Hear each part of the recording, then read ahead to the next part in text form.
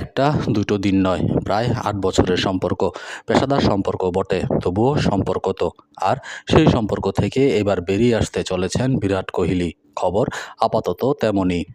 বিরাট কোহলি পেশাগত সেই সম্পর্ক ভাঙলে বাণিজ্যিক ও খেলার দুটোই হইচই পড়বে বটে। প্রায় ১ দশক ধরে ভারতের পুমার ব্র্যান্ড অ্যাম্বাসেডর হিসেবে কাজ করছেন বিরাট কোহলি।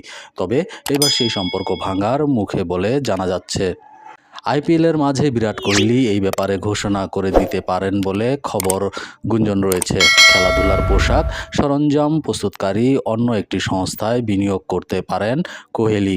পুমার সঙ্গে তার চুক্তিবদ্ধ থাকতে চান না কোহলি। ২০১৭ সালে সেই সম্পর্ক শুরু হয়েছিল, তা আর থামবে না বলেই মনে করা হচ্ছে। পুমা ছেড়ে অ্যাডিডাসে বিনিয়োগ করতে পারেন কোহলি। সেই বিনিয়োগের বিনিময়ে কোহলি সংস্থার তৈরি লাইফস্টাইল ব্র্যান্ড 1-8 এর ব্যবসা বাড়ানো এবং দেশ জুড়ে ছড়িয়ে দেওয়ার দায়িত্ব পড়তে পারে অ্যাডিডাসের কর্মকর্তাদের কাঁধে। এবার কি তাহলে সত্যি বাঙালির ব্যবসায় টাকা ঢালতে চলেছেন কোহলি?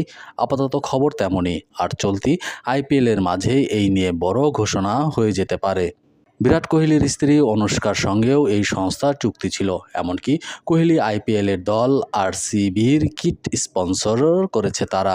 এর সঙ্গে শীঘ্রই চুক্তিবদ্ধ হতে পারেন কোহলি। গত বছর থেকেই এই সম্ভাবনার কথা শোনা যাচ্ছিল।